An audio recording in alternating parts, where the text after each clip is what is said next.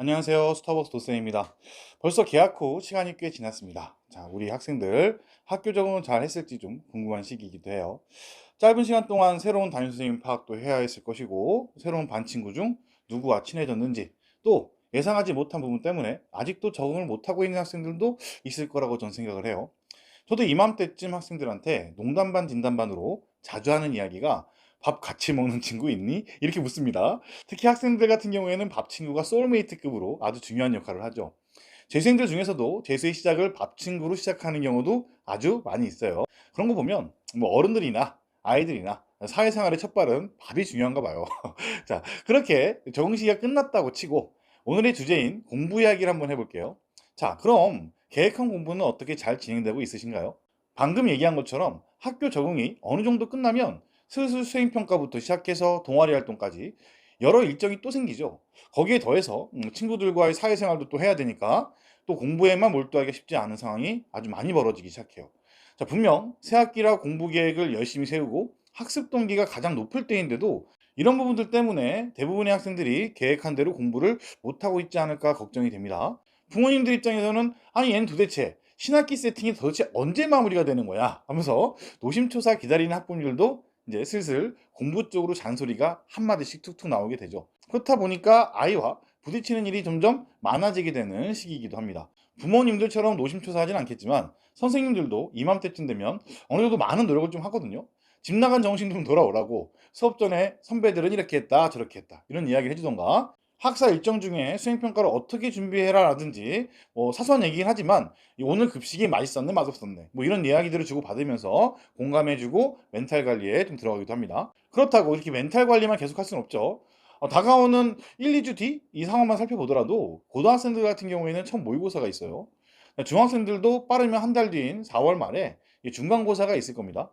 시험 준비는 한 달 이상 하고 싶은데 마냥 태평한 학생들을 보면 선생님이나 학부모님이나 애가 타는 시기이기도 해요. 그래서 이맘때쯤에는 다가올 중간고사를 앞두고 우리가 좀 확인해 봐야 될 것들이 있어요. 바로 공부가 계획한 대로 이루어지지 않았다면 왜 그런지 꼭 점검을 하셔야 하는데요. 점검 없이 그냥 다시 계획 세우고 또 다시 계획 세우고 이렇게 무한 반복만 하면 오히려 더 무기력해지고 자존감은 더 떨어지게 될 거예요. 이맘때쯤 제가 학생들에게 자주 해주는 이야기가 하나 있어요. 그 이야기를 이 영상을 보시는 구독자분들에게도 한번 해드릴까 합니다. 예전에 아주 작은 습관의 힘이라는 책에서 읽은 내용인데요. 2001년 영국에서 약 250명을 대상으로 2주에 걸쳐서 더 나은 운동 습관을 키우는 실험을 했다고 해요. 실험 대상자를 3개의 그룹으로 나눴다고 하는데요. 첫 번째 그룹은 얼마나 자주 운동을 할 계획인지 그냥 물어만 봤다고 합니다. 자, 두 번째 그룹은 동기 그룹으로 설정을 하고 이 그룹에게는 운동 계획뿐만 아니라 동기부여를 위해서 운동의 장점에 대한 자료도 많이 읽게 하고 심장병의 어떤 위험을 얼마나 줄여주는지 이런 것도 설명을 해줬다고 해요. 마지막 세 번째 그룹에게는 위에서 두 번째 그룹과 동일한 조건에서 한 가지 더 추가했다는데요. 2주 동안의 계획을 구체적인 언어, 즉 언제 어디서를 사용해서 세밀한 계획을 만들도록 요청했다고 합니다. 예를 들어 보면 나는 오후 8시에 책상 옆에서 스쿼드를 10개 하겠다. 이렇게 디테일하게 말이죠. 그 결과는 어땠을까요? 딱 들어봐도 세 번째 그룹이 제일 잘했겠죠. 그러면 첫 번째, 두 번째는 차이가 얼마나 났을까요? 놀랍게도 첫 번째 말로만 한 그룹과 동기부여를 한 두 번째 그룹이 차이가 거의 없다는 거예요. 첫 번째, 두 번째 그룹의 35에서 38%는 일주일에 한 번 정도 운동하고 말았다고 해요. 어느 정도 예상을 하시겠지만 세 번째 그룹은 놀랍게도 91%가 일주일에 한 번 혹은 평소보다 2배 이상의 어떤 비율로 운동을 했다고 해요. 많은 분들이 예상하신 것처럼 행동을 바꾸는 계획을 세울 때 이렇게 언제 어디서를 구체적으로 계획하는 것이 매우 도움이 된다는 거죠. 제가 이 실험에 대해서 이맘때쯤 현강 친구들한테 말하는 이유는 두 가지인데요. 앞서 말씀드렸다시피 생각보다 시험을 대비할 시간이 많이 없기 때문에 계획대로 공부를 못하고 있다면 계획을 좀 더 구체적으로 세웠는지 점검을 하고 수정을 해라 라는 것이 첫 번째 의도였어요. 두 번째 이유는요. 새 학기를 맞이해서 마음을 다잡고 이제 진짜 제대로 한번 열심히 해보겠다 라고 생각하고 있는데 이 몸이 안 따라주는 친구들, 이런 친구들이 있기 때문에 제가 이런 얘기를 해주는데, 자, 시험 한두 달 전부터 전 과목을 완벽히 준비할 것처럼 스카도 끊고 인간 결제를 하기도 하고, 부모님들은 엄청 힘들게 하루에 국영수가 겹치지 않도록 이 학원 시간도 좀 힘들게 세팅을 해주려고 예, 여기저기 이제 발품도 파시면서 사방팔방 알아보시죠. 이렇게 고생을 해서 시간표도 완벽하게 짜놔요. 그런데 학생들을 제가 20년 넘게 관찰해본 입장에서는 성적이 잘 오르지 않는 학생들은 이런 것도 다 소용이 없는 거죠. 학생들의 패턴은 항상 똑같아요. 시험 한 달 전쯤 되면 학생이 저한테 물어요. 선생님, 지금부터 미친 듯이 열심히 하면 국영수사과만이라도 잘 볼 수 있겠죠? 뭐 그러고 나서 또 시험이 가까워지면 또 한 번 물어요. 선생님, 국영수만 잘 보면 되겠죠? 그리고 시험이 이제 하나가 끝나면 이제 국어가 끝났다고 친다면 영수만 잘 보면 되겠죠? 이런 식이에요. 그렇게 시험이 끝난 후에는 항상 결과를 딱 받아보면 실수로 10점 날렸죠? 또 시간이 없어서 10점 날려요. 어려운 문제에 또 멘탈이 깨져서 날리고 그렇게 결국 시험을 망쳐버리게 되죠. 그리고 시험 끝났다고 일단 시험지 보고 다 덮어버려요. 그리고 한 주를 신나게 또 놉니다. 그리고 이 사이클이 시험 때마다 계속 반복되면 부모님도 지치시죠. 그래서 기대값도 점점 낮아지게 되고 잔소리마저 이제 줄게 됩니다. 학생들은 학생대로 자존감도 많이 떨어지는 상태가 되고 점점 부모님과의 대화도 사라지게 되는 상황으로 가게 되는 경우가 아주 많죠. 그럼 또 그쯤 되면 주변에서 이미 대학을 보낸 또 선배 부모님들이 또 이런 말씀을 하세요.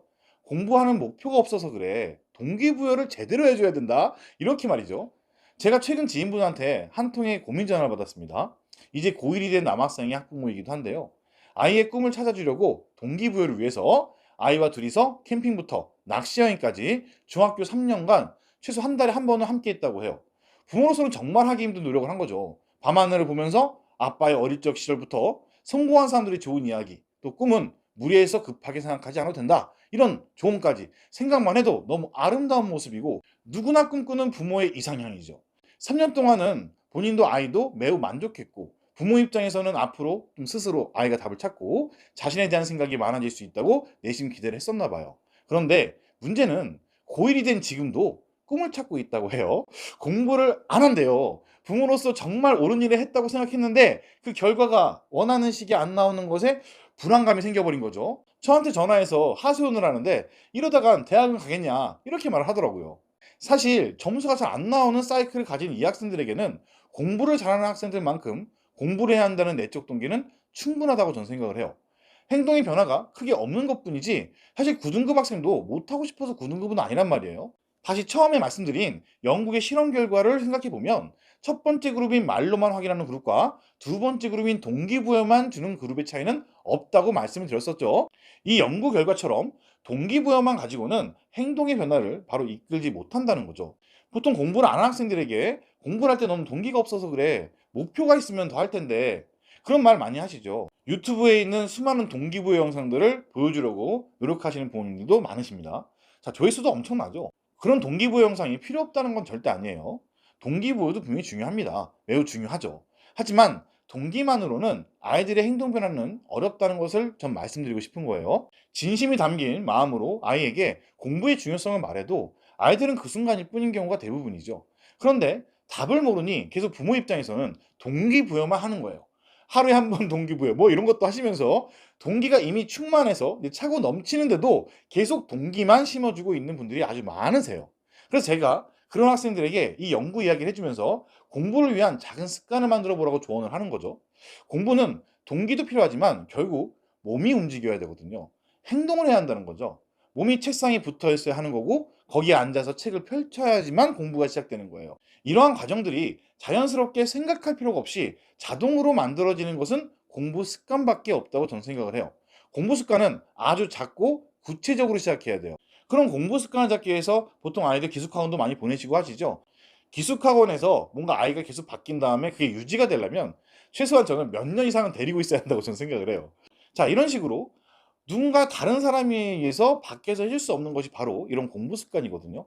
이런 것들은 사실 가장 많은 시간을 쓰고 있는 집에서 할 수밖에 없는 거거든요. 자, 방과 후 15분은 무조건 책상에 앉아서 수학 복습을 해라. 저녁 양치질 하는 동안에 화장실에서 영단어 암기 파일 정도는 들어라. 자기 전에 15분은 침대에 누워서 국어 오답을 꼭 훑어보고 자라. 이런 식으로 구체적으로 장소와 시간, 할 수 있는 최소의 양을 정해서 꾸준히 진행하도록 해야 하는 게 아주 중요하죠. 제가 카페에서 1년 넘게 진행한 수학 챌린지도 그런 부분의 일환이에요. 저한테 온라인 수업을 듣는 학생들도 마찬가지예요. 이런 작은 습관이 없는 학생들은 누구와 공부하든 달라지는 것이 많이 없는 거죠. 제 카페가 홍콩 카페잖아요. 카페에 와보시면 엄청 놀라실 거예요. 제가 아무런 피드백을 드리지 않고 있는 지금에도 서로 소통하시면서 매일 작은 양이라도 꾸준히 해가고 계세요. 이미 거기에서 챌린지하고 계시는 모든 분들은 답을 향해 가고 있으신 분들인 거죠. 제가 최근 많은 분들이 요청을 해서 온라인 수업을 진행하고 있는데, 많은 학생들 중에서 제 수업이 효과가 엄청 좋다고 판단되는 학생들이 있어요. 이 학생들 대부분이 부모님과 혼공을 하면서 습관을 잡아온 학생들이에요. 공부를 못하고 싶어 하는 학생은 아무도 없어요. 사실 제가 학생들을 현장에서 많이 만나다 보면 부모님들과는 다른 게 보이기 시작하는데, 한 최소 고등학생 정도 됐으면 사실 그렇게 많은 동기부여가 필요하지 않다고 저는 생각을 해요. 사실 제가 보기에는 이 공부를 안 하는 학생들조차도 어느 정도 동기부여는 충분히 되어 있는 상태인데도 불구하고 계속 동기부여만 강조하는 것은 잘못됐다라고 저는 생각을 한다는 거죠. 생각보다 공부하는 데는 그렇게 큰 동기부여가 전 필요 없다고 저는 생각을 합니다. 단순하게 대학을 잘 가고 싶어서, 그냥 대학 가서 재밌게 즐기고 싶어서, 뭐 이런 아주 작은 것들도 충분한 동기부여가 되거든요. 만약 오늘 제 말에 공감을 하시는 구독자분이시라면 이제 아이와 동기부여는 그만하시고 좀 상의를 하셔가지고 작은 거 한 가지만이라도 생활 속에서 공부 습관을 들이는 것에 좀 초점을 맞춰 보시는 건 어떨까 저는 생각을 합니다. 물론 처음엔 부모님도 어렵고 아이도 어렵겠죠. 부모님과 학생이 함께 우당탕 거리면서 어찌되었든 그렇게 시작을 하게 되면 분명 작은 습관을 하나라도 잡는 데 도움이 될 거라 저는 생각을 해요. 정 안 되면 뭐 어디에선 그렇게 얘기하죠. 보상 시스템을 만드는 것이 좀 잘못되었다라고 말씀하시는 분도 있는데, 전 그렇게 생각하지 않아요. 그런 부분 때문에 공부에 몰입할 수 있는 시기를 놓치지 마시고, 다소 부작용이 있다 하더라도 시작이 어려우면 보상 시스템이라도 만들면서 하는 것이 좋다고 생각을 합니다. 자, 새학기로 두근거리며 등교했던 아이들이 난 달라진 게 없네 하고 한숨 쉬고 실망하고 있는 아이가 지금 현재 보시는 분들의 가정에 있다면 어깨 톡톡 다독여 주시고, 너만 그런 거 아니야. 자, 누구나 같은 상황이야 이건. 어른들도 똑같아 라고 말해주면서 이제 우리도 하나씩 이제 한번 해보자 라면서 실천하는 행동 강령을 만드는 것은 어떨까 합니다. 아무리 작은 습관도 고치고 만들기 어렵잖아요. 새학기 결심이나 막연한 계획만으로는 사실 크게 달라지는 건 없다는 걸 명심하시고요. 마음뿐 아니라 행동도 변화하는 학생들이 많아지길 바라면서 오늘 영상은 마무리하겠습니다. 오늘 영상이 좋았다면 구독과 좋아요 부탁드리고요. 다음 영상은 더 좋은 영상으로 찾아뵙도록 하겠습니다. 감사합니다.